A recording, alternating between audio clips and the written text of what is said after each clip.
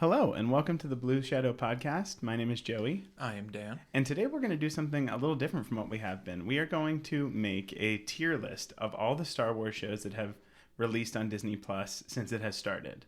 Before we do that, though, I do want to start with our usual introduction of, we like to say what we've been playing, watching, or reading. What have you been up to, Dan? Well, if you've been listening, you've known that I've been watching The West Wing with my girlfriend, and we finished it, all 7 seasons of it. So it was pretty good. Highly recommend. It is a political show. Surprisingly relevant, some of the things that happen. So go check it out if you want.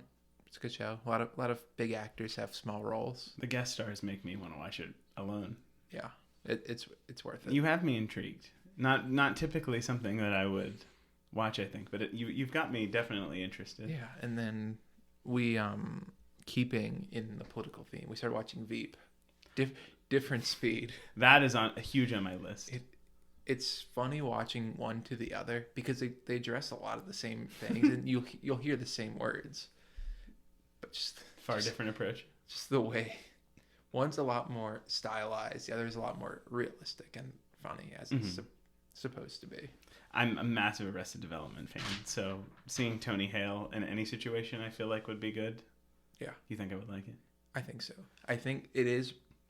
They do play to the politics a little bit as the show is supposed to. Yeah. But it's pretty funny. Well, that might skyrocket top of my list. But you've been telling me to watch Ted Lasso, which is also on my list. So I'm not gonna lie, I've been telling Joey to watch Ted Lasso for so long. I forgot that I told him to watch it. I think you might have told me to watch Ted Lasso like the second we met. Probably not the second. I'm not that like aggressive. That day, like within that first week. Oh maybe, yeah, definitely. Which is almost 2 years ago. A year and 10 months. A long time. As I've found out today. Oh, wow. Yeah. Anyway, I've been, still chugging them through the X-Men animated series, trying to get that finished with my wife, because she hadn't watched it before we dive into X-Men 97, which is slightly, I'm ready, itching to watch it, but I think we'll be glad we watched it. Yeah. The original series. And then I did finally start getting back into the High Republic book that I'm reading. It's actually the second one, and it focuses on Vernestra Rowe, who's going to be in the Acolyte. So that's really all I've been up to these days. But with that, are you ready to hop into our Disney Plus show tier list? Yeah. Awesome. Speaking of the Acolyte, the reason we are doing this tier list today is because, as you know, the Acolyte releases next week, and we wanted to take a step back and look at what are the other Disney Plus shows and how do they rank for us? Mm-hmm. And I was intrigued, like really looking back, there has been so much stuff that they've done. There is looking at 16 projects we're going to be ranking today. Yeah, and I have a few rules that I want to discuss before we dive in. Making it sound like it's going to get aggressive. The first rule is that these are only shows that have released on Disney Plus. So this does avoid me talking about Star Wars Rebels for 3 hours and making this the longest episode we've ever done. Yes. So you won't see the first 6 seasons of the Clone Wars, Star Wars Rebels, anything that wasn't officially released on Disney Plus is not going to show up on this list. Correct. Obviously, Star Wars Rebels would be on the top for me. Oh, I know. I feel the need to say it. Anyway, we have a few tiers. If you're watching visually, you can see we have favorites, we have great, we have very good, just okay, not my cup of blue milk, and haven't watched it yet. And then the other limitation that Dan very cleverly placed on us is that we could only, when we're making our initial assignments, and we'll talk about the format in a second, when we're making our initial assignments, we can only put 3 projects in each category, which really limited us and actually forced us, who are generally very positive people, to not just put everything in favorite and make it the world's most boring tier list. Yes. The format that we're going to follow is Dan and I have each independently made our own versions of this tier list. Mm-hmm. We're going to go through the projects chronologically, and then as they were released. Yes. And then kind of talk about where I put it, where he put it, and average it out and kind of settle on where we're leaving it. And then towards the end, we're gonna clean it up a little, make sure everything's kind of in the order that we want, and make sure that it's actually reflective of our thoughts. Mm-hmm. And then what are we gonna do with it, Dan? Oh. I'm so sorry. Yes, we are going to compare it to an average. So preparing for this, I went on IMDb and Rotten Tomatoes and got the average scores of each project and certain seasons.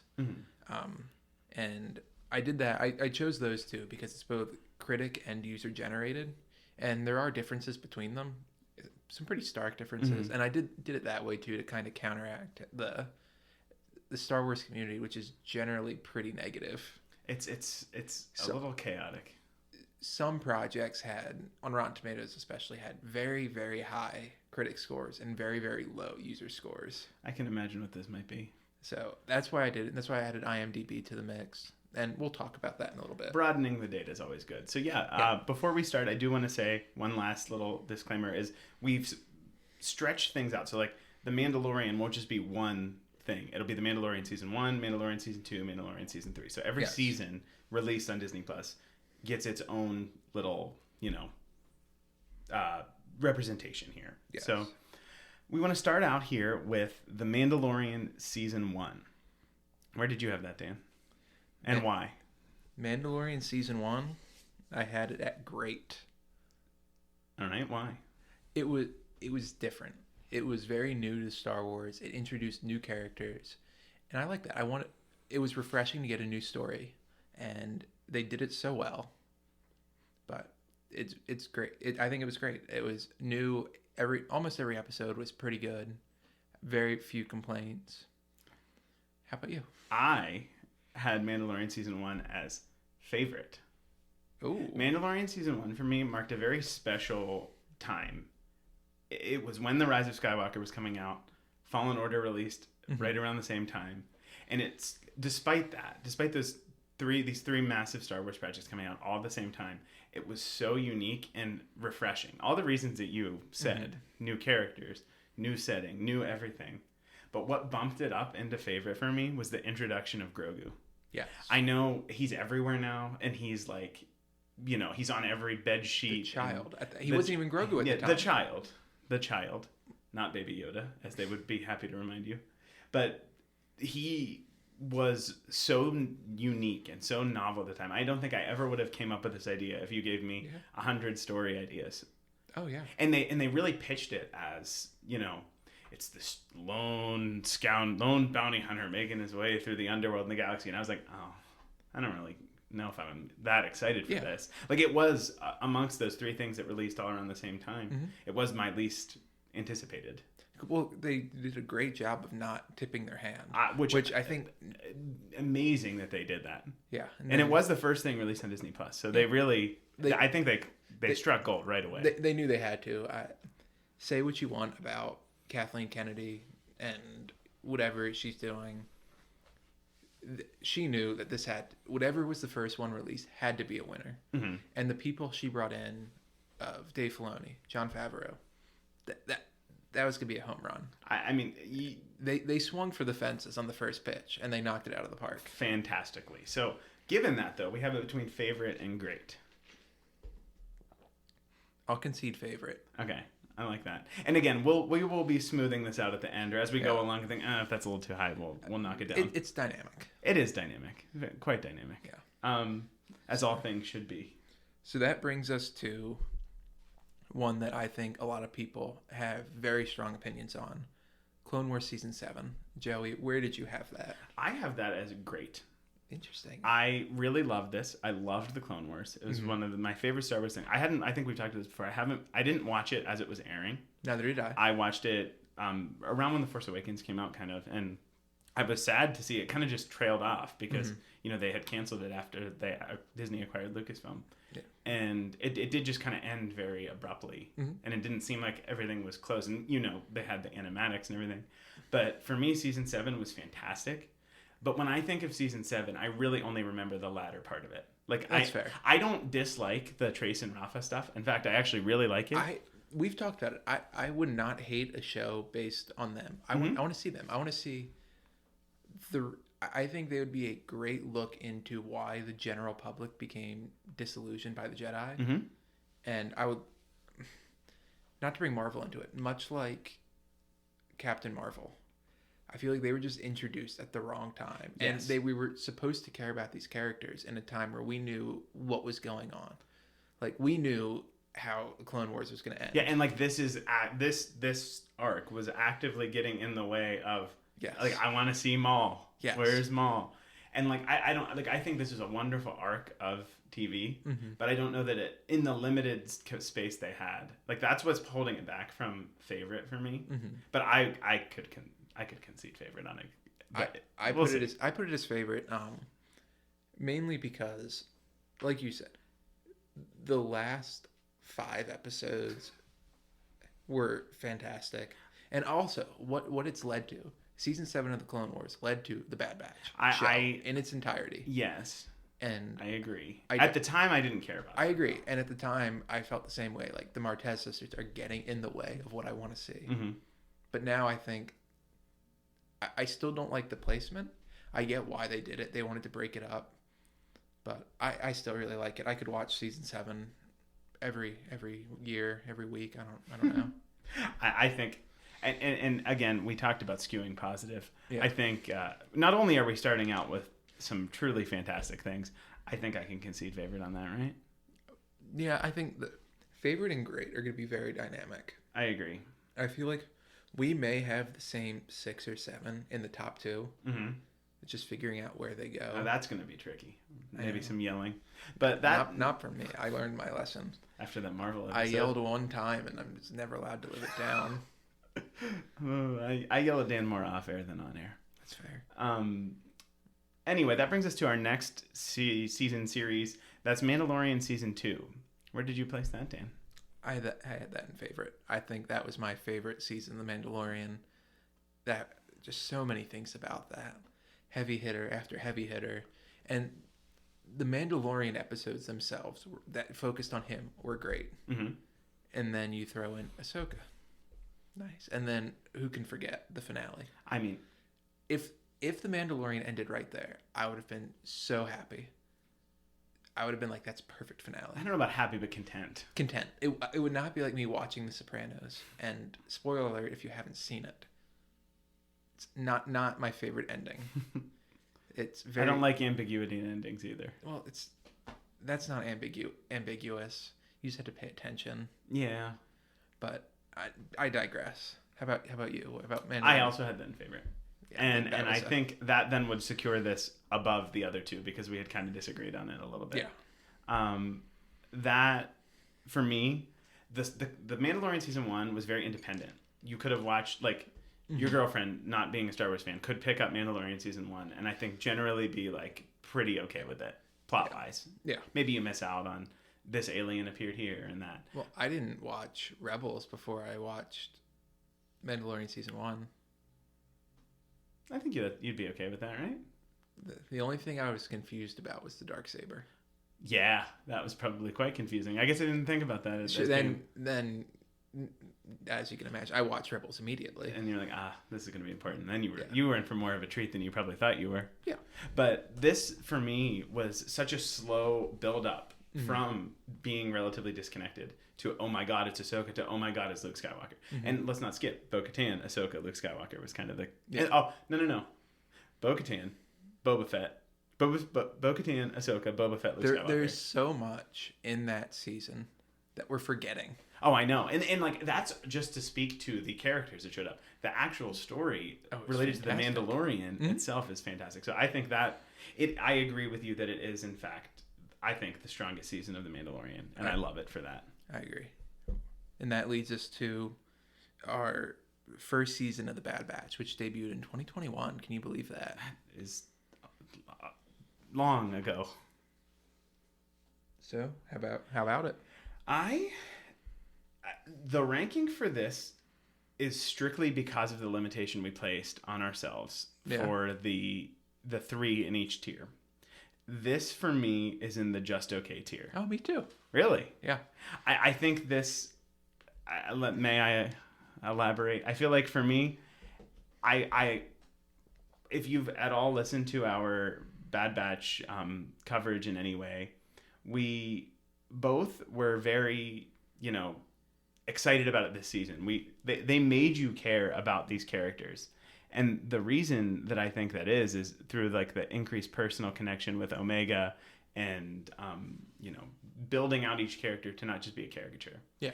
And this season, I was like, okay, I'll watch it, whatever. And I think on a rewatch, I might, put this higher, but And I'll concede that's what they did. But I think that was the purpose. They need good shows make you care. And a lot of great shows that you and I both like. We both like Parks and Rec and The Office. mm-hmm. Season 1 of both of those shows were, Yeah.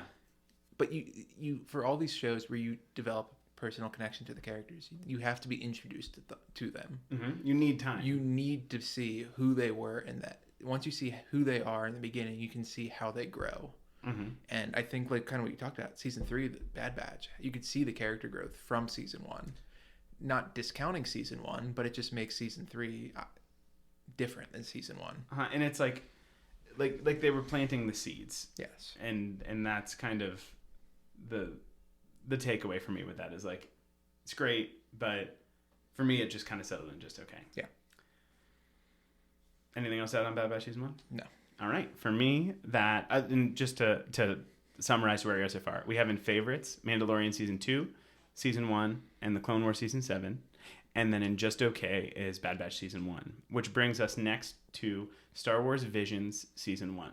Where do you have that, Daniel? This might be the hot take. I haven't been very good. I have that in Not My Cup of Blue Milk. That's fair. I loved some of them. I did not really care for some of them. And that's fair. But the reason I haven't been very good is the premise. It's so different. And you get these people, these creators, and Lucasfilm gave them creative freedom to do whatever they wanted. And it was so refreshing to see such an interesting take on the galaxy we've loved so much, and how, but I also think we get complacent with it.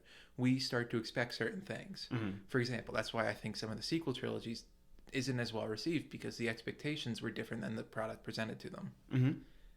So going into a show with no expectations allowed me to just enjoy it. And I really did. Like you said, some episodes are better Ninth than Jedi. others. Ninth Jedi Yes. is just, that I would watch an entire show, movie, whatever, based Right. on that concept. Yes. And the one, like The Village Bride, was amazing. I may have placed season 1 higher if it weren't for the limitation on the stuff. So do we want to, where did you have that placed? I didn't very good. Do we put it in just okay for the time being? Let's put it in just okay. But I will be very open to moving that up. Let's just put it in very good. Let's put it in just okay. Let's be dynamic. Let's be dynamic with it. That way we'll have to make more decisions. In front of or behind Bad Batch season 1? Behind. I'll concede that. We'll see. I feel like we might just move everything up to favorites at the end. Nope. Rules. Okay, so from Vision season 1, we get the Book of Boba Fett. This is one where I imagine the ratings are all over the place. Yes. We'll talk about later. For me, I put that in great. Interesting. Book of Boba Fett for me was much like, and then I've talked on end about how much I love the sequel trilogy, but it did come with me with, as you said, like you go in with your expectations, you watch videos or theorize yourself with what's coming. With this, I just let go of what I thought this might be. Not only did I get a really interesting story on Tatooine with Boba Fett, and I kind of wish there was more of that. I feel like Boba Fett was not in Boba Fett show enough, but we're also gifted with some of the best Star Wars that's ever graced the screen in this show. You get to see Luke Skywalker and Ahsoka interact in a scene with Grogu. Yeah. That alone, seeing Luke Skywalker wield his green lightsaber again, seeing Luke's temple, and you're going to say, Joey, you're not talking about Boba Fett. Yeah. But I will stop. And for that very reason, I have it in Not My Cup of Blue Milk. I wanted a show on Boba Fett. You got? No, I didn't. I got Mandalorian season 2.5. That was 2 episodes. Was it?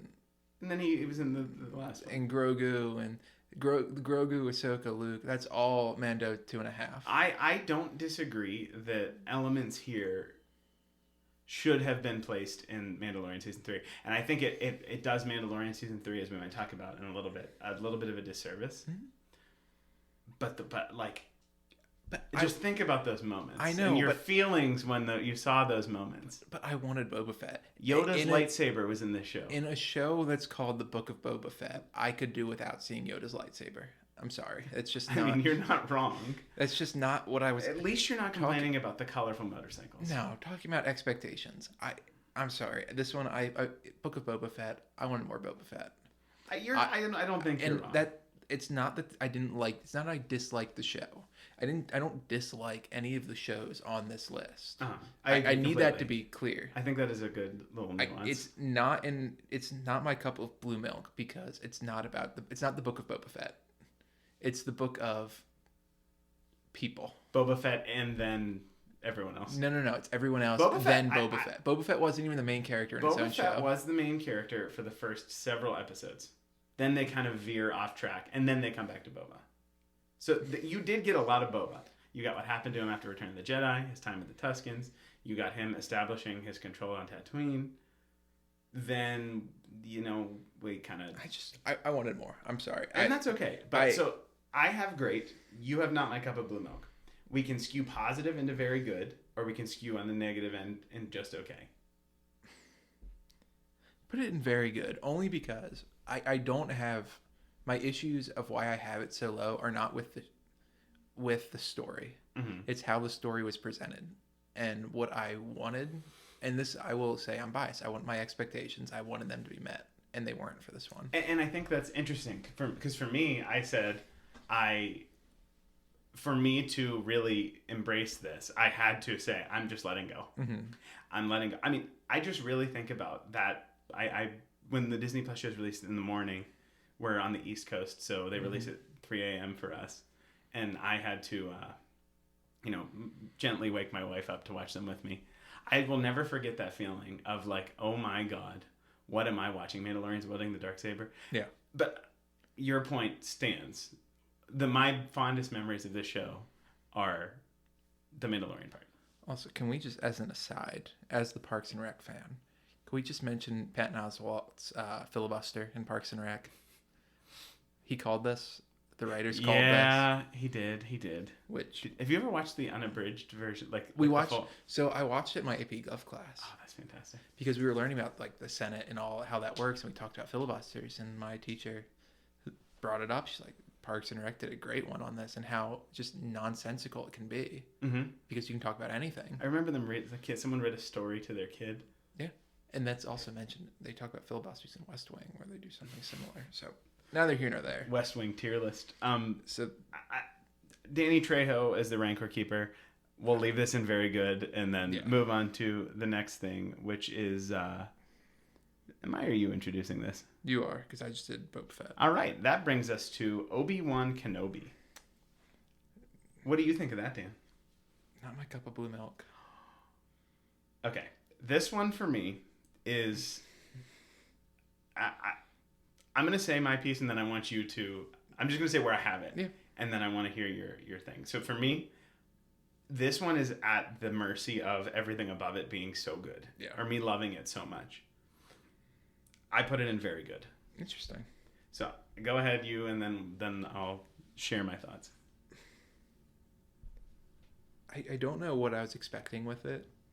But it kind of goes back to, I want a show about Obi-Wan, not Reva.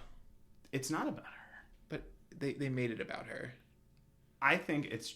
if you looked at like the airtime, Obi-Wan got the vast majority. It's not like Obi-Wan's story was sidelined for Reva's. It's unfortunately the biggest thing. It was kind of forgettable. There are very specific scenes that I remember from Obi-Wan. For example, we watched Darth Vader force choke some kid on the street. Yeah. Which was crazy. I gasped at that audibly. But it's just a little forgettable. Like, now that I'm talking about it, I'm starting to remember all the events that happened, but I can't... I mean, all the interactions with little Leia. Know, that for me, little Leia, like, again, talk about subverting expectations. Not nearly as much as Grogu, but I was so not expecting young Leia to be in the show. I have no problems with Obi-Wan leaving Tatooine. I have no problems with any of that. It was just I was so excited by that. for me, the Fallen Order connection to the Fortress Inquisitorius was amazing, and having all the Inquisitors as a Rebels fan was really exciting. There are a lot of things about the show I really enjoyed. And again, I don't dislike Obi-Wan Kenobi. If there was a second season, sign me up. I'd watch it in a heartbeat. I compared to the other, like kind of like you said, compared to the things on the list, it has it low. I'd be willing to put it in very good though. I'll take that. Where'd you have it? Great. I had it in very good. I'd put it in very good. Before or after Boba Fett?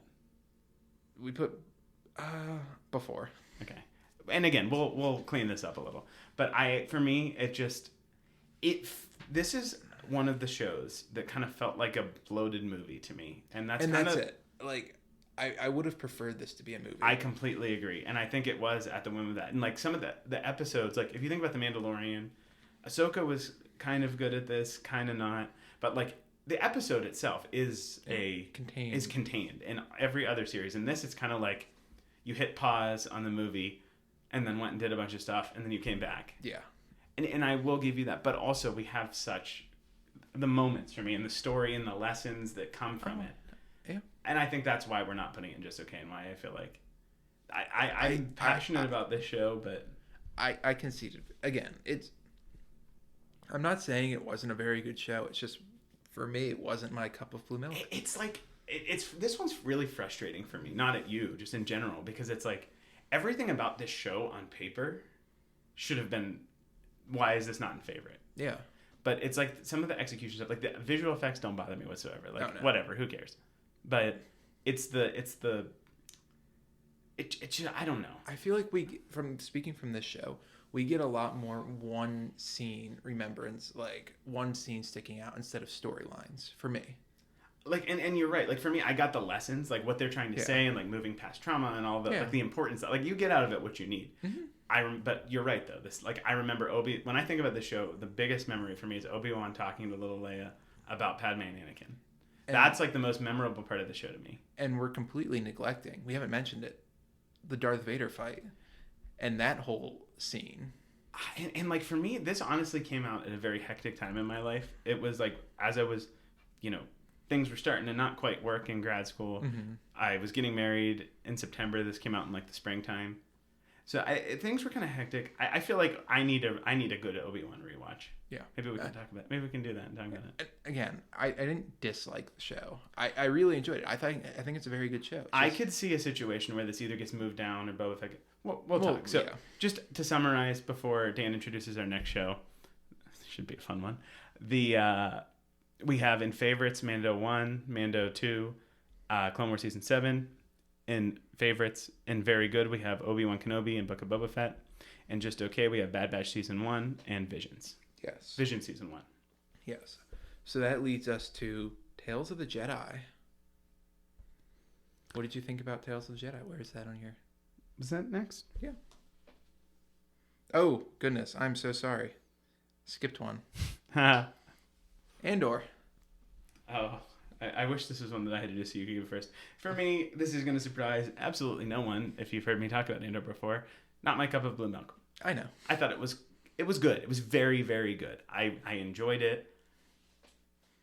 Like, it just, to me, my favorite parts of Star Wars are like the big life lessons and the magic of the Force and like lightsabers and Jedi, and this scratches the itch for Star Wars without a doubt.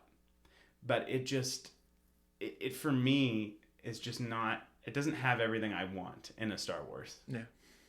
So that's why it's not my cup of blue milk. That's fair. I, on the other hand, had it in great. But you know me, I love Rogue One. I love gritty shows. That's the type of TV I watch. And this is the closest thing I'll get to that in Star Wars. I think you're not wrong. I mean, like I think I know it's fictional, but I think the rebellion often gets overlooked, and we think of Luke Skywalker coming in to save the day and being the hero of the rebellion. And I think Andor is showing us that it's not necessarily true. There are so many other people who get overlooked. I don't think you're wrong at all, and I think this is an important look into that. Like, Nimic is a great example of someone who's important in the rebellion, but in concept, but in actuality didn't really do much for the rebellion, if that makes sense. Like, much in action, but in spirit did like more than like clearly it's like going to getting the Death Star plans. Yeah. For me, Andor, I just it felt so disconnected. Like I hated that. Like whenever you see a TIE fighter for the first time, it's like it's a big deal. Yeah. Like it felt. I know it's not made by Star Wars. Like I think Tony Gilroy is famously not a Star Wars fan, mm-hmm. and I know they've talked about season 2 starting to connect a little more to the rest of the saga, and I think it'll be good, and I might enjoy season 2 a little more if it gets a little more connected. Yeah. So with that, you had it in great. I had it in not my cup of blue milk. I could concede very good because I can see why someone would really like this. I won't fight you on that one. Before Obi-Wan probably. Yeah. I think. I think objectively. It is a better show. It was a better show, and I think that's kind of what we have to take into account. I think when it's all said and done, critically, we might be able to move that up to great. But we'll see. So that puts Andor at very good, and that brings us to Tales of the Jedi. Yes. Which I put in, and again, this is another one that I feel bad about because it's lower than I might like it because of our limitation. But this is the point of having that limitation. Yeah. It really forces us to put what we really love. I have this in very... Oh, you're supposed to go first. But I have this in very good. I'm sorry. It's okay. I had this in favorite. Unsurprising. I think the reason I have it in favorite is it took two characters. One character who was very, very important to Star Wars, current Star Wars, in Ahsoka, mm-hmm. and gave her a backstory that we've all kind of been, ever since Clone Wars Season 7, where we really see Ahsoka take off and flourish into what she becomes in Rebels. I think it was great seeing a backstory. And then the Inquisitor fight. Sweet. Mm-hmm. I read the Ahsoka book, and it's like cooler than I imagined it. Yeah. Seeing it in person with the cool bird mask. Mm-hmm. And then Count Dooku. I think he, again, we've mentioned before, he's a very nuanced character. And I think I really enjoyed how they paralleled it. You had this, you even said Mother of the Force. Like, okay. Daughter. Hey, we'll talk about that when we talk about Ahsoka. But we got to see these two different people both rise to the Jedi ranks. And just the disparity, is that the And they both leave. They follow similar paths. Just diverging paths, but not really diverging, if that makes sense. Like one skews one way, one skews another, but it is the same path. Yes. And if you're new to listening to us, Dan's favorite character is Count Dooku. Very nuanced. That when I met Dan, Doc Brown said he's a visionary. He is a visionary, so some say. But when I met Dan, he said Count Dooku is my favorite Star Wars character, and I was like, yeah, I think this guy's going to be my friend. I would happily concede to putting that in anything above. Let's put it in great for now. I think that's fair. I think my personal bias skewed it towards favorite. I will admit that. Then wait till we get to a certain other series. I thought it was fantastic. I absolutely loved it. It was, as I said, I can't sit here and say about Andor, I wish I had the Jedi and then put something that has the Jedi in it lower than it. Mm-hmm. I mean, it gave me everything I wanted. Star Wars animation is phenomenal. I'm just really excited about that show. Yes. That brings us to our next thing, which is Bad Batch Season 2. I think I messed it up again. Yeah. Well, go ahead. I'll do 2 then. Okay, I like that. You go ahead. Tell us your thoughts on Bad Batch Season 2. I had it's just okay. It's again kind of forgettable. Apart from the season finale, kind of forgettable. Tech watch. I know. Tech still live. Spawned our favorite segment, but I also have it in just okay. And for me, I like it better than season 1.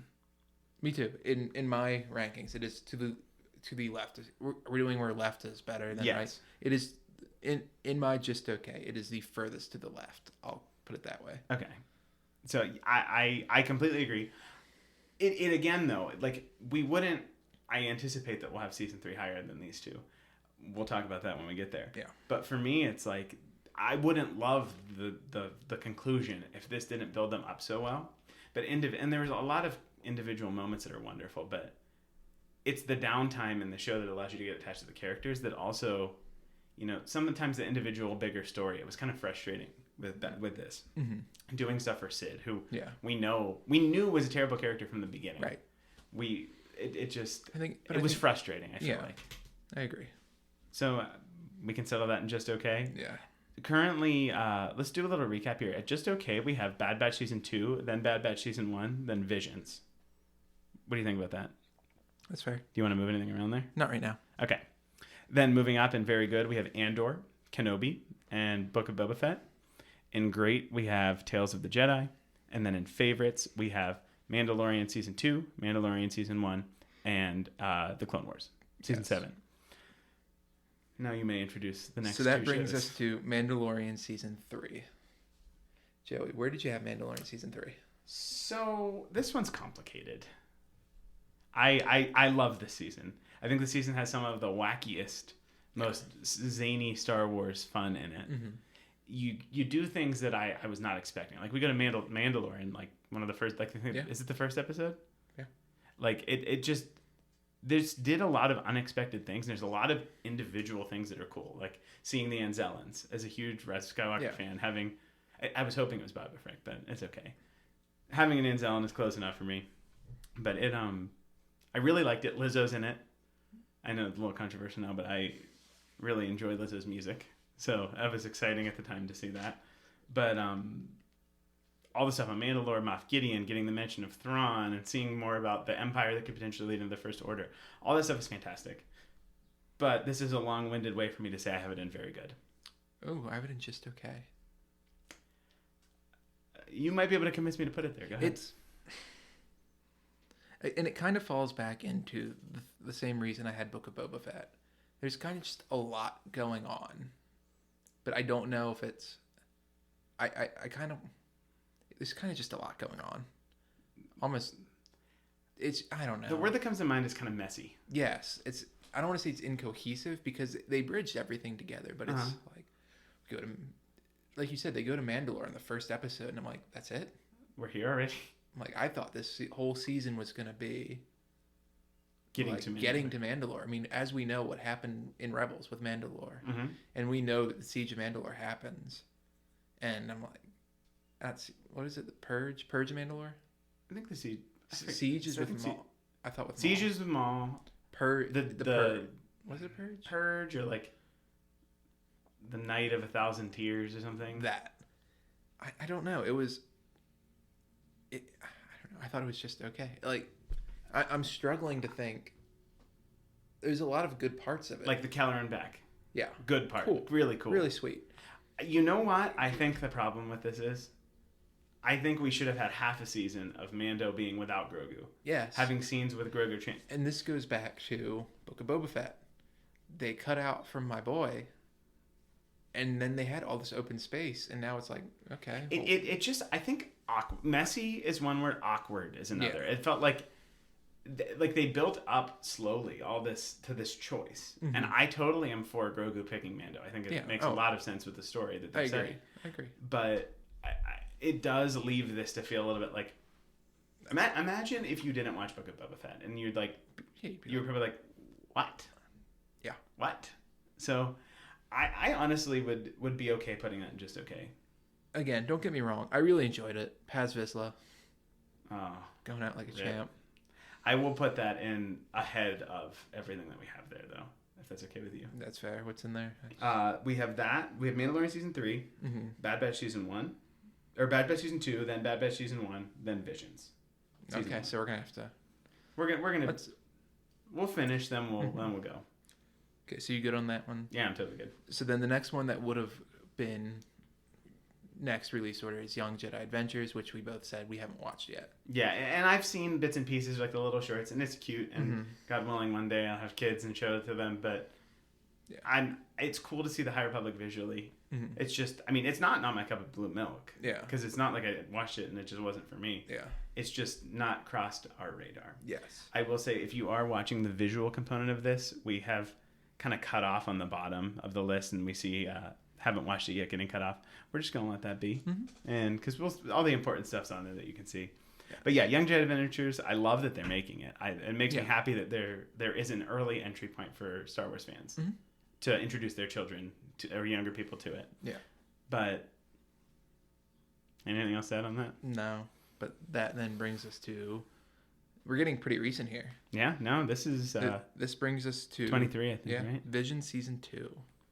Where did you have Vision Season 2? Not my cup of blue milk once again. I think this for me was, I liked it less than the first season. I thought that there were high points, like I Am Your Mother. I just loved that. I thought it was so I have an good. interesting comment about that one. I can't wait to hear it. But for me, I liked that there was a unified style to the first one. Mm-hmm. This one is kind of, I mean, they opened it up to creators from all over the world, which is really cool to see. Mm-hmm. But it was a little jarring. Different styles of animation. Speaking to that point, I did not sit down and watch these in a row. Uh-huh. Because of that, I'd watch it. So when I go to the gym, I'd put on Visions 2 and use that when I'm on the stair climber. Yeah. It's the perfect amount of time. It is. But in that same vein, I've been not my cup of blue milk. All right. Then is that the first one we've agreed on? Like no, we had Mando 1, I think. Or no, we Mando had 2. Mando 2, and then anyway, one of the Bad Batches. Yeah, this is the first one. This is the first and maybe the only one on this list that was like, I feel like I'm working to put this in. Mm-hmm. Like, yeah. Anything else to add on it? What about how I Am Your Mother? You had a comment. Critically, one of the lower rated episodes. Interesting. Yeah. That was what was the highest rated one? I don't remember. I'm sorry. I didn't write it down. That's okay. The one that I really did not like was, I forget what it's called, but the one where like the kid is leading her friends and she clearly has a force, and then like the Sith. Yeah. I did not like that. Yeah.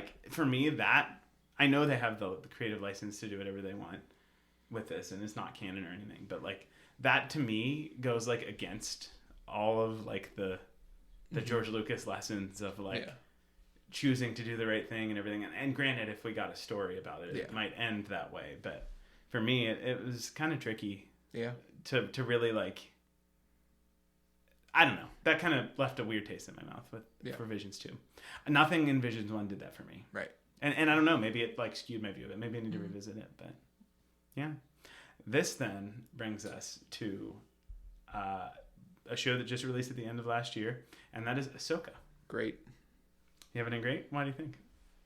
Why? I think we're transitioning to the new era of Star Wars, and this is the first step in that direction, kind of on its own. Mm-hmm. Everything is bridging from Mandalorian at this point, and I think it will all converge again. But I mean, the World Between Worlds, the Thrawn, Ezra, Sabine, great, fantastic, loved it. And this is where my bias might come in of why I had Tales of the Jedi higher than it. On that note, I will say this is for me favorite. I know. Star Wars Rebels is my favorite. I know. And this is the Rebels sequel minus Zeb for some godforsaken reason. Also Zeb in The Mandalorian. Why? Why was he in there and not here? I know. And anyway, we could seriously do a whole episode on that, and I'd just scream into the microphone. I mean, we could go in my car and be like those people who like sit in the car and make angry videos about Kathleen Kennedy. But this is about why Zeb wasn't in Ahsoka. Yes. I'm sure they'll have a story reason in the future. You don't just introduce Zeb and then leave that dangling. Yeah. I'm sure it'll all be smoothed over. But anyway, Ahsoka, Rebels part aside, it did feel like the Book of Boba Fett felt like we were playing in the same like zip code as the Mandalorian. This takes the era that the Mandalorian is in, and it really does push it in a totally new direction. But at the same time, it draws back to characters that we know and love. And one of the most exciting things for me was seeing characters translate from a book to animation, or a book to live action, or from animation to live action, or vice versa. Like even seeing Morgan Elspeth in Tales of the Empire, which we're going to end up talking about shortly, that was really cool to me. Mm-hmm. So seeing that, but on this scale, I was a little resistant even for Sabine and Hera specifically. I don't know why Ezra worked for me immediately, but with him on his Fundy. Because it's Ezra. He knocked it out of the park. But Sabine and Hera, after like the first episode, I was like, this is everything that I could possibly want it to be. Yeah. Seeing, and I talked about how Sorry, can you tell I'm getting excited? Oh, And yeah. I had a large coffee before we did this. But I love the craziness of Star Wars, the lightsabers, the world between worlds, the Purgo, all of this being in live action, Night Sisters, Yeah. a whole other galaxy. This is what I come to Star Wars for, and it is just my favorite thing that they have released.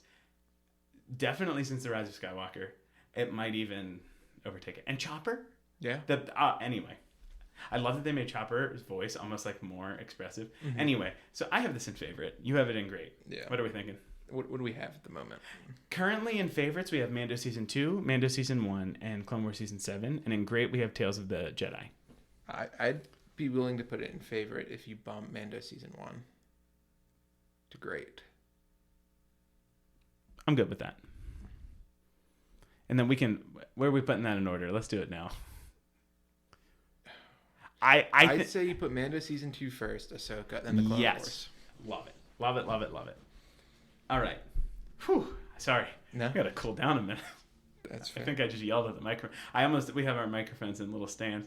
I was about to take it out and start standing up and I know. It was rioting on the table. It was going to be a sight. You could Joey's a very expressive talker, and he uses his hands. And they just started flailing. I think they were in the air. Like, yeah. I look like someone just scored a field goal. Anyway. Whew. Is that me? Yeah. So that brings us to 2024, Bad Batch Season 3. Joey, where did you have Bad Batch Season 3? If you've listened, not only is this a wonderful show, this has a special place for me because it was what we started doing this podcast on. And I feel like getting to actually not just listen to people talk about it, but to actually really like dive in myself and really discuss it has made me only appreciate it more. So for that reason, and for every reason we've ever talked about, Crosshair, Omega, Hunter, everything, the twists and turns along the way, bringing Ventress back. It all gelled together, and in the way that, like, some of the problems you have with Book of Boba Fett, I think you could say some of the same things about Bad Batch Season 3, but they made it so integral to the story. Yes, that For me, it's great. I have it in great. And again, that's only because of the limitation. I have it in very good, but it's my top very good. Speak more, and then maybe we'll decide. Speak more. Speak more. It's only in very good instead of higher, because I feel like it was a slow burn in seasons 1 and 2, and then they just lit the fuse real quick. So then the question is, do we punish this season for the other season? And quite frankly, I think the 6 shows I have above it are just better. I mean, if that's really, because all the other shows above it we've talked about. What do you have above it? Clone Wars, Mando Season 1 and 2, Tales of the Jedi, Andor and Ahsoka. Okay, so... I think, like you said, it's just one of the ones that are punished by what's above it. I personally like this more than Andor. But recognizing there's give and take here, I 100% think we could put it in... I had it in great, you had it in very good, that's what it was. Yeah. I think we could put it behind Andor. I mean, for me, I'd have Andor like 3. I know. 3 lower. Again, it's very good, but... And that's why I have it in very good. Yes. It isn't... How about that? Yeah, so... that brings us... Do you have anything else you want to say about Bad Batch? No. I mean, if you guys have listened to us, you heard all of my thoughts on it. If you haven't listened to us yet, you can go back and hear all of our thoughts on it. We had some interesting discussions. I got a little unhinged about Tech still being alive, but it's okay. Spoiler alert if you haven't watched it. You were sweating there for a little. No, I wasn't. You were sweating. I was steadfast in my belief. You were sweating. It says buttons. Anyway, that brings us to the most recently released Star Wars project prior to the Acolyte, which maybe you have seen by the time you listen to this. Yes. But we will, as we talk about that and cover it, which we are planning to do, episode by episode or weekly at least. We have Tales of the Empire. What do you think about that, Dan? I had that in very good. I think. So, go ahead. Elaborate. Go ahead. You had a very exacerbated reaction. I'm frustrated with the rules that we set. But for me, I had it in just okay. I would put it higher. But you can't. But we can now. I couldn't. I had it in very good. And the reason I had it in very good was we finally got more Barris stuff, which was was one of those characters I expected to see 3 times prior to this. Mm-hmm. If she would have showed up earlier, I'd been like, oh, this is great. It makes total sense. And I feel like we got the Barriss story we knew we were going to get. Mm-hmm. Barriss ending up as an Inquisitor. We could have guessed that one. If there was no Tales of the Empire, I'd feel pretty confident saying if she wasn't dead, she ended up as an Inquisitor. Mm-hmm. But then we Barriss back to the light. Interesting. Very interesting. Not at all what I expected. Me neither, and I think that's why it's so high. Uh-huh. But I also think that speaks to Barriss's character. It just makes me wish that I could see more. I think it could have only served Rebels, for example, more to make her the second sister, or not the second sister. I'm sorry, the seventh sister, or in I don't think she needed to be in the Ahsoka series. I think there was too much going on there for her. But maybe at the end of Clone Wars season 7, that would take the Inquisitor part away, but have her be the antagonist of the Trace and Rafa arc. It could have brought a little pizzazz to it. Mm-hmm. I don't know. I just left me wanting more, which is not a reason to punish it. Yeah, and then we get the whole Morgan story, which is great. I really grew to love her in Ahsoka, and I think the problems you had with Barriss and wanting more, I think, was the perfect amount of Morgan in Tales of the Empire. I agree. The perfect amount. You saw everything you needed to see. Mm-hmm. And I feel like her story is very complete. And I know people are going to disagree with me. You could always go out and make more story from a character. But for the essential Star Wars fan, you have what you need. This is the Spark Notes filled to the best outline you can get of Morgan Elsbeth. I agree. And seeing Thrawn and her connection, it really, both of these shorts, or these episodes, really filled out missing gaps in these characters' stories. And I clearly would be okay putting it in. What did you have? Very good? I'd be okay putting it in very good. Okay, let's put it in very good. All right. So I'm going to run. Anything else to add on Tales of the Empire? No. Loved it. Let's run through the list as we have it now. Time to get. And we're going to start cleaning up a little. Time to cut. Or boost. So currently it would be nice to have a bell curve. We kind of do have a little bit of a bell curve going, but I'll read through it, and then we'll go line by line. Yes. Potentially moving things. So in favorites, we have Mandalorian Season 2, Ahsoka, Clone Wars Season 7. In great, we have Tales of the Jedi and Mandalorian Season 1. In very good, we have Andor, Bad Batch Season 3, Kenobi, Book of Boba Fett, Tales of the Empire. In just okay, we have Mando Season 3, Bad Batch Season 2, Bad Batch Season 1, and Vision Season 1. And Not My Cup of Blue Milk, we have Vision Season 2. And then in Haven't Watched, we have Young Jedi Adventures. Yes. Starting with favorite, is there any... I think it's the only one where we actually did it correct. So I think favorite, we can lock up. Are we okay with the order? I'm good with the order. I think so too. I think as much as I love Ahsoka, I think structurally, Mando season story-wise, Mando Season 2 is as tight as it can get. Yes, for a streaming show. I agree. I think I'm very comfortable saying that we hit that one on the head. I'm pretty good with that. But I feel like this is the last time we're going to be able to say that with confidence. I know. Great. We have Tales of the Jedi, Mando Season 1. I could move Mando Season 1 above Tales of the Jedi. I could do that. You good with that? Yeah. Would you like to pull something from very good? Let's now go down to very good. We're not quite going to leave great yet, because I think we could stand to add one there. Mm-hmm. In very good, we have Andor, Bad Batch Season 3, Kenobi, Book of Boba Fett, and Tales of the Empire. I know which one I would move up. I feel like you know which one it should be. It really should be Andor. It really should be Andor. Objectively, it was a great show. It was great TV. Yes. So it is my cup of blue milk, keeping in the theme. I enjoy shows like that, but objectively, it was a very good show. It was. And I think you would have people who would switch in Ahsoka, or put Ahsoka in Not My Cup of Blue Milk. So this is not by any means a definitive list. It's our personal list that we're kind of Frankensteining together in a very fun way. So that leaves us in very good with Bad Batch Season 3, which I do think is an appropriate top there. Kenobi, Book of Boba Fett, and Tales of the Empire. I was pretty strong on the last one, so I'll let you take the lead on this one. I'm pretty happy with this. One of them's got to go. Where? One of them has to go. Those are the rules. What do you mean? Who made that a rule? There's 4 of them. No, that's okay for this. I thought that the 3 was just for I us. thought we were keeping 3 and all of them. No. Well, then I'd bump Tales of the Empire down. I'm cool with that. You good? Yeah. So I guess if we are sticking with the rules, I thought that was just for our private list, but I think it does make it spicier. So now we really have to think. We were pretty. What's the word?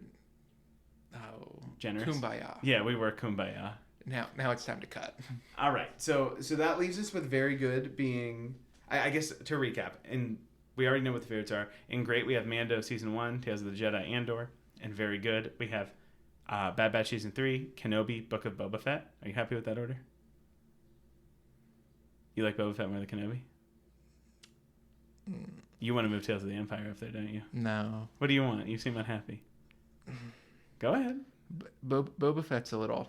I think personally, a little bit of a reach. What should go there before it? I don't know. I think just in the very good. I think this is tough, but there's 4 of them, right?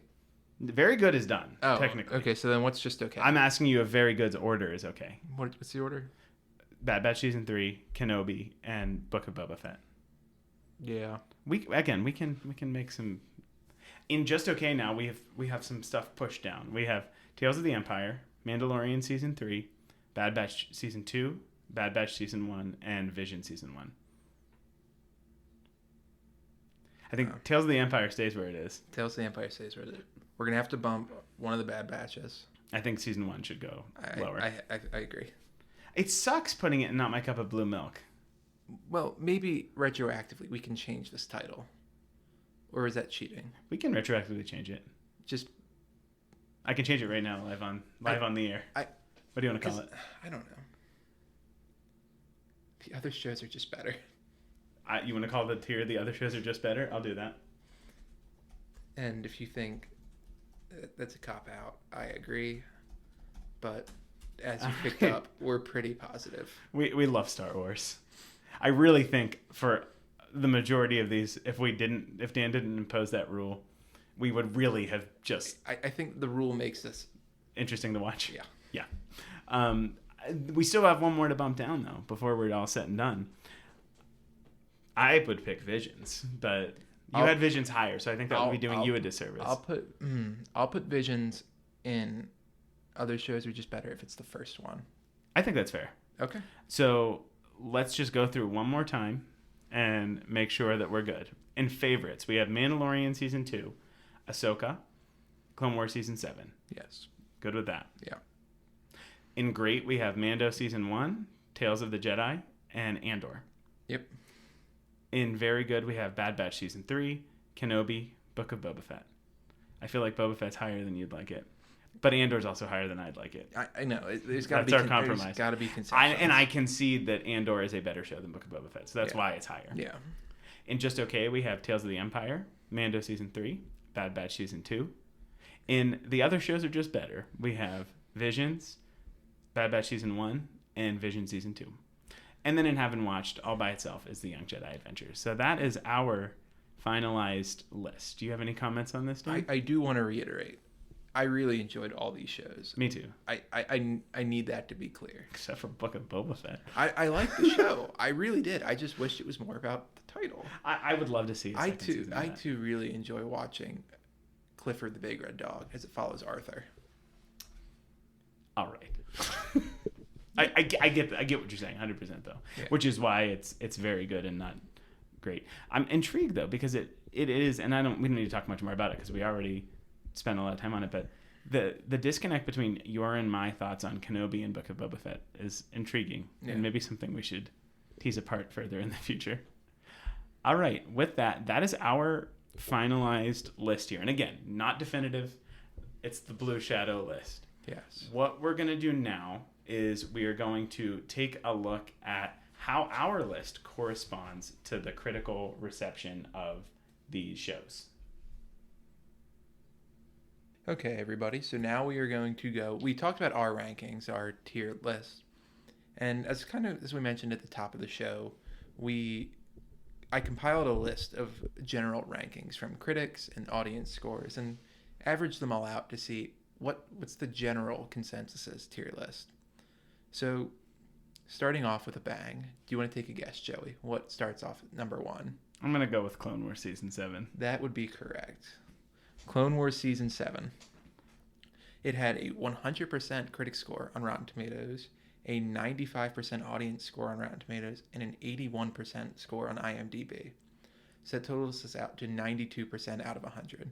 Pretty good. It's understandable. Honestly, a little higher than I would have expected from the irrational portion of the fandom and the Trace Rafa stuff, but I think it's very well deserved for sure. I agree. I don't think there's anything wrong with that.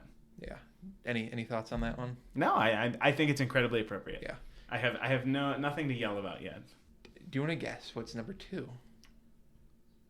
Andor. It is not Andor. Yay. One more, and then I'm going to tell you the reveal. Okay. Mando Season 2. Reveal. Tales of the Jedi. Tales of the Jedi. Tales of the Jedi. You were right. You had that in favorite. Tales of the Jedi had a 100% critic score on Rotten Tomatoes, a 93% audience score, and an 82 on IMDb, for a total of 91 and 2/3. Wow. Now, I will say, IMDb may have skewed it a little bit because there were only 6 episodes compared to the 12 of Clone Wars Season 7, so it did have a higher IMDb score. But, yeah, Tales of the Jedi comes in at number 2. That's wild. Any guesses for 3 now? Now that your whole world's been shaken. I'm just going to keep saying it until it comes up. Andor. It is not Andor. Yay. Tell me, let's do the reveal. Tell me what it is. It is Mando Season 2. Okay, I'm good with that. With an average score of 90.79. That's very close. Yeah. These are all pretty close. It was. And then the top couple are all pretty close. You'll see a gradual decrease. Mm-hmm. It had a 93% Rotten Tomato critic score, 91% audience score, and an 88% IMDb. So, not bad. No, I think that's good. It's about where we'd expect it to be. I expected Mando 2 to be top 3. Mm-hmm. And it, these are honestly, like, if you are watching the video version of this, we have on the left side our list, and we're popping up on the right side the ranking from the critics and audience reactions. And the left side so far is pretty accurate. Yeah. So any guesses for 4? Are you Andor? Nope. This is making me a little happy. I think this one might be Mando 1. Good job. Hey! We matched up here. Not to spoiler anything, but this is the only one that matches up between our tier list and this tier list. Mm-hmm. Not tier list. This is just straight up a list. Yes. So Mando Season 1 had an overall score of 89.875. So for rounding up, 90. Rotten Tomato critic score was a 93. Audience score was a 92. And IMDb had this as an 85. So this really kind of dropped it down in the rankings, but I'd say about Mando Season 1 would be about the 4th. And as we discussed earlier, it is. It's kind of exciting. Yeah. Any guesses for number 5? I'm going to say something else. I'm going to say Bad Batch Season 3. It's Andor, isn't it? It's Andor. Of course it is. What else did it be? It is Andor. Andor had a 96% Rotten Tomato critic score. However, it only had an 86% audience score and an 84% IMDb score. Averaging out for an 88.666. So season top 5. I'm getting a little worried, Dan. I expected Andor to be in the top 5. I honestly expected this to be higher, as you could tell. Yeah. The guessing part's going to be a lot more fun now. And now we're completely in the world between worlds, as you say. Yeah, I'm going to say. Do you want a hint or no? You just make a guess. Throw something out there. Bad Batch 3. Good job. That's it. Bad Batch 3. Bad Batch 3 had an 84% average score out of 100. It had an 88% critic score on Rotten Tomatoes, 84% on their audience score, and 80.1 on IMDb. Okay. It's about. I think that's appropriate. And what do we list that as? Very good or great? I think great. I think. What number is it on? That's 7. So it would be just at the very good. Very good. Very good. And that's about what it is. It's very good. Okay. So this technically is actually higher than we have it. It is. Which is, kind of cool. Mm-hmm. Wishful thinking, Ahsoka. Wishful thinking is wrong. I had a feeling. Go ahead, tell me what it is. It is a Bad Batch. Bad Batch Season 2 with an 84% overall. So this was probably the closest. Mm-hmm. This was 84. Bad Batch Season 3 was 84.0333. Huh. This one surprises me a little. I again love the Bad Batch. It had a higher critic score of 90%. The audience score on Rotten Tomatoes was the same with 84. However, it had a lower IMDb. It had a 78 compared to Season 3's 80. Interesting. Yeah. I'm surprised by this. It was I love the show, but for me, everything that's under this in the critical portion, Mm-hmm. I think for me I enjoyed more personally. Obviously, there's the Ahsoka factor, but a lot of other stuff. Mm-hmm. So interesting. And I do want to mention, because we're not including overall scores in this, in the rankings, if we were including overall series rankings, Mandalorian would have been at number 6. Wow, that tells me what I need to about 3. Yeah. All right, let me guess with number 8. Ahsoka. Wrong again. Oh no, tell me. Click it. Let's see it. I want to see your reaction. Bad Batch Season 1? Bad Batch Season 1 What? had an overall average score of 82 out of 100. The Rotten Tomato critic score was an 86. Audience score was an 82. And IMDb was 79. I'm getting a little worried, Dan. You should be. Again, great. We love all these shows, but this surprises me a little bit. And there are a lot of episodes too, so like that makes it harder, for it. Yeah. Oh, What do you think comes next? What number are we at? I can't. We're at 9 now. What do we think is number 9? Tales of the Empire? Is Show Me Tales of the Empire. Vision Season 2? Vision Season 2. Dan warned me that this list was going to make me upset. And it'll only get better. Vision Season 2 had an overall average score of 78.4. This might surprise you. It had a 100% Rotten Tomato critic score. It beat Vision Season 1? Had a 100% Rotten Tomatoes critic score. Critic? 64% audience. Okay. And 71% IMDb. I'm intrigued to see how those numbers play with Vision Season 1. So, are we good on Vision Season 2? Good is an interesting terminology. Let's keep our guessing game going. What do we think's next? Ahsoka? Show me Ahsoka. Oh, God. Vision Season 1?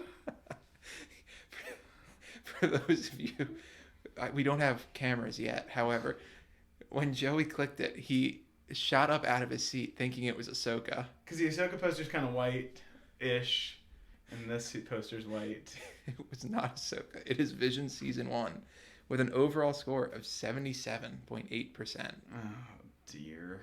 It had a 96% Rotten Tomato critic score. It's pretty good. I mean, it was good. Can you read me the comparison of the scores for Season 2 and Season 1? Yeah. So, you're doing the math? No, go ahead. So Vision Season 2 had a 100% critic score on Rotten Tomatoes compared to Season 1's 96. Mm-hmm. Their audience scores, Vision Season 1 had a higher audience score of 68 compared to 64. I'm not surprised. That's But it had a lower IMDb score, though, as well. It had a 69 compared to Season 2's 71. Interesting. But these are, 8/10 of a point difference. Yeah. So wow. Interesting. Okay, ready to keep going? Are you nervous? I'm very nervous. I feel like this is going to make me angry. What do we think's next? I'm going to just say this just so I can say it to guess that once. Young Jedi Adventures. Oh, that's twice now. Hey! Thank God. I had this deep fear. I think I can rest easy the rest of this. I had this really deep fear that Young Jedi Adventures was going to be 16. Or I'm so sorry, that Ahsoka was going to be 16. And it was going to make me really sad. No. But I aggressively disagree with this. Yes. So we finally get Ahsoka. Ahsoka only had an 86% critic score compared to the 69% audience score. But this one, IMDb really did split the difference, 75. Okay. IMDb saved Ahsoka. Thank the Lord. I think one thing I will say is what surprises me about the audience score is like I think this show caters well to fans. Yeah. Specifically fans of the animation. So it doesn't surprise me, depending on who the critic is, that they might be like, this is lacking in certain areas because they wouldn't have the attachment to the character. But the critic score was significantly higher. I know. That's what's confusing me. All those Sabine haters. I think there's... I wonder, and this... Who knows? And I'm not making up excuses, but do you think that like the strike and the lack of promotion had anything to do with that? No. No? I just think people's expectations were not met. You could say... You know how I feel about meeting people's expectations. I know. And I'm going to say what I always say. It's probably the same thing that happened to the sequels. You had the group of Rebels people who were like, yes, amazing. And then the people who didn't watch Rebels were like, what is this? This is dumb. What am I? I will say, though, I think this matched with expectations more than the sequel trilogy did. I agree. Whatever. At this point, you checked out. I'm just going to... No, I'm not checked out. I think next for me is... Do you want to know what's left before we... Yeah, remind me what's left, because we're getting lost in the sauce here. Tales of the Empire, mm-hmm. Mando Season 3, Young Jedi, Boba Fett, and Kenobi. Kenobi's next. Kenobi is next. Good job. And this was the biggest drop. There's a 5-point difference between Ahsoka and Kenobi. Wow. Yeah. So Kenobi had a 71.666 repeating out of 100 average score, mm-hmm. and an 82% critic score, and only a 62% audience score. And then IMDb had it as a 71. I have... Like, do you think that the people... Like, do you think they're, like, review bombing it? Not review bombing, but I think much like with, like, a restaurant. Like, you might be more likely to go write a negative review. Yeah. If you're like, this was terrible. Then, like, that was okay. Either that was okay or that was really good. But I'd argue the same people rating Kenobi are the same people rating Tales of the Jedi. Likely. Which had it at 93.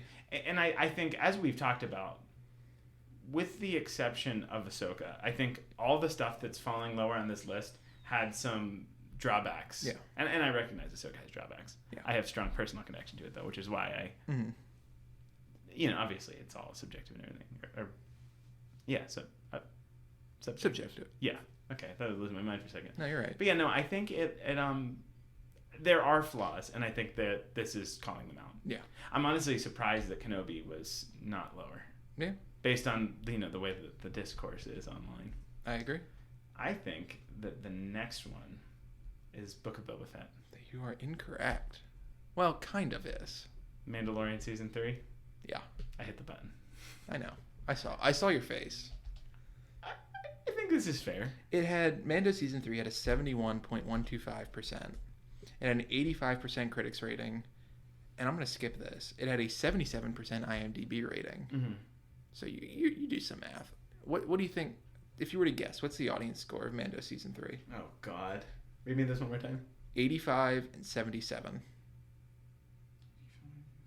And the average is out to 71. What do I think that the... What do you think the audience rated it as? 65? 51. What? It wasn't that bad. Listen, man, I'm just telling you what they have. It wasn't that bad. 51. Oh, dear God. I will say, again, I think if you match this list with our discussion, I think it does kind of vibe. Yeah. The thing that's not sitting well with me is the fact that we haven't talked about Tales of the Empire yet. Well, I'm going to throw that at 14 because I think it should be happening already. Show me Tales of the Empire. Okay, good. Yeah. So Tales of the Empire had a 70 overall rating. And this is one of those things. It had a high critic score, relatively high IMDb, absolutely panned by the audience. Why? 88 for critic score, 71 for IMDb, 51 for the audience. This really surprises me. Did you happen to read any of why? No, I'll double check. No, I believe you wholeheartedly. I want to make sure. Okay. But And this is very intriguing to me. I feel like, again, though, based on what we talked about, with a few exceptions, it is. Nope, if you 51%. I was right. I wonder why. Could you go in and see maybe what, like, you think it's just people didn't care about Morgan, or It doesn't say. that's okay. Boo, boo on those people. Yeah, can't. It's a shame. So last two. What's left? Boba Fett and Young Jedi. I just gave Dan a look. Mm-hmm. I really hope that it's Boba Fett. I'm gonna hit the button. Go ahead. Are you kidding me? It's Young Jedi Adventures. So Young Jedi Adventures has not been reviewed by Rotten Tomatoes critics. Understandably. However, it has an average score of 69. It has an IMDb score of 58. And a Rotten Tomato audience score of 80. I mean, I wholeheartedly believe that it is as good as this is saying for what it is. Yeah. The people don't like the Book of Boba Fett, do they? The people don't. All right. Nor do the critics. Well, that takes us to number 16, which is the Book of Boba Fett. Would you like to enlighten us with what these numbers must be? Yes. So overall, 63. By far the lowest. 6.5 and what? 5 and just to say, like the Clone Wars at the top was 92, right? Yeah. So we've went from 92 all the way down to 63. Yeah. It's been pretty much dropping by a point. There's a clear hierarchy, and I'll reiterate that at the end. But 63 and 2/3. Rotten Tomatoes critic score of 66, by far the lowest. Mm-hmm. Audience score of 53, on the lower end. IMDb, though, 72. So that's more where I would, like, yeah. if I put my critical hat on. IMDb scored it higher than Visions 2, Visions 1, Kenobi, Mando Season 3. So, yeah. I think this is highlighting some of the nuances, and I'm glad you pulled a lot of those different sources to get at this, because I think it could be skewed in different ways. Right. And I liked incorporating the audience and the critic. It's interesting, though, that, like, how those dials can change. Yeah. So overall, what do you think of this list? After having came up with hours, you knew this all going into it. I did not. I was surprised. I was surprised by certain aspects of it. I'm surprised Andor is not higher. Me too. I thought Andor critically was higher. Then Andor, if we're ranking it, was tied for third. Mm-hmm. Tied for second, even. Yeah. But yeah. I don't. Any other thing specifically surprise you? Vision Season 2 getting 100% critic rating. I don't. I mean, again, it's good, and this is all the subjectivity. But I am surprised by that. I'm surprised by how low Tales of the Empire is. Yeah. That seemed to be more of an audience And it might thing. be because it's newer. Yeah. It really could be. Honestly, the height of Tales of the Jedi is also surprising. Tales of the Jedi, again, had 100% critic rating and a 93 audience rating. If it wasn't for IMDb, it would have been even... I mean, it would have been closer to the Clone Wars. Wow. That's awesome. I feel like, though... Well, they're about right. It's kind of crazy. I feel like, though, as we looked at this, like, it was a kind of a gradual decline. Like, it wasn't, like... I feel like it wasn't as, like, clustered into groups. I feel like it was more... Yeah. Like, just kind of steadily downward. What's the grading scale? Like, 92 to 100 is an A plus. I don't know. So the hierarchy was Clone Wars Season 7, Tales of the Jedi, and Mando Season 1 were all in the 90s. Mm-hmm. Mando Season 2, excuse me. Mando Season 1, Andor were high 80s, 89, 88 respectively. Then we kind of fluctuated around mid 80s with all the Bad Batch, 82 to 84. When Bad Batch as an overall 83, right smack dab in the middle. And then Visions ranked closely to each other, 77 and 78 77, 78 for 1 and 2 respectively. And Ahsoka right there, 76. And then we had another little drop off to Kenobi, Mando Season 3, Tales of the Empire, and Young Jedi between 69 and 71. And then our boy Boba Fett in a resounding last with a 63. That's insane. That one is like I had a feeling it might be lower, but dear Lord, that's close. That's lower than you put it, and you were not as hot on it. Yeah. Wow. Yeah. Well, I thought this was really interesting. I agree, and I'm excited for next week. Mm-hmm. Acolyte. I think at the end of the day, to really kind of bring this home, I think it shows that they really have done both a diverse. They've done a great job at introducing diverse content in the sense that we've got something for everyone, really. You've got the animation fans with tons of different things. We've got our live action stuff. For example, someone like you who's more of like you like the nitty gritty, like Andor type show, or me who has the space whales and lightsabers. Someone riding a space whale with lightsabers. All that wild stuff. I feel like it all kind of there's something for everyone, and I think it speaks to the strength of Lucasfilm at the moment. And I know some people might disagree, but I think they're kind of firing on all cylinders right now. They are, and I think they're going to hit the ground running next week too. Oh, I know. I think this is going to give.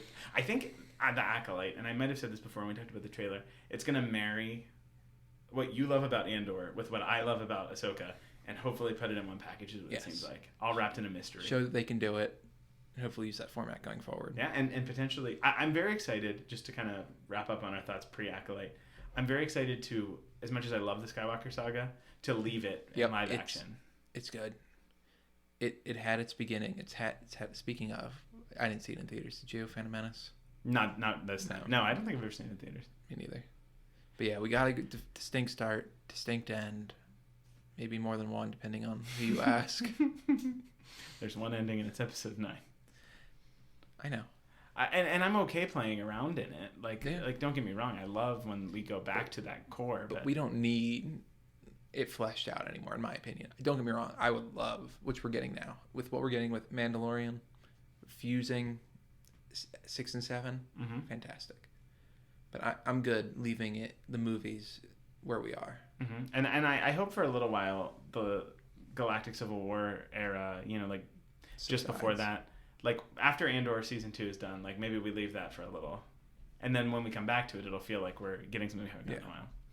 I think with the movies, everything's looking up. I don't think it ever was really down. Like your opinion aside, like they're putting stuff out. It's all you can really ask. If it was down, they wouldn't be making more. Exactly, and they're not. I know there was talk of like Lucasfilm and Marvel slowing down. Lucasfilm is not actually slowing down. I would say Lucasfilm has been making a steady stream.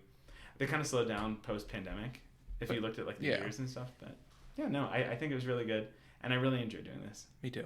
We'll have to do more. Yeah, definitely. Anything else to add? No, I'm excited for next week. Absolutely excited for the Acolyte. And with that, thank you so much for listening or watching. If you are watching on the podcast, feel free to take a look at our YouTube. We have some video stuff going up. There is a video version of this that we'll have added that has a lot of graphics that might make making listen to it easier. If you wanted to go take a look to kind of see where everything shook out at the end. Also, if you haven't yet, I did do a solo episode just last week. I reviewed Final Fantasy VII Rebirth in a very long-winded foray into my thoughts on the game. Spoiler alert, I loved it. With that, though, we thank you again for listening. Feel free to give us a subscription or a review on the podcast platform of your choice. And give us a follow on Twitter at Blue Shadow Pod and on Instagram at Blue Shadow Podcast, as well as take a look at our Facebook, which is Blue Shadow. With that, thank you so much for listening again, and we will see you next time. Yes, one more thing. If you strongly either agree or disagree with us, please let us know. Yeah. We want to hear it. Do you think I'm a crackpot for putting Ahsoka so high and Dan enabling me? What can I say? I needed to give some concession so I can slide my stuff into the top. There it is. All right. Yeah. Thank you so much again for listening, and we'll see you for the Acolyte next week. See you next week.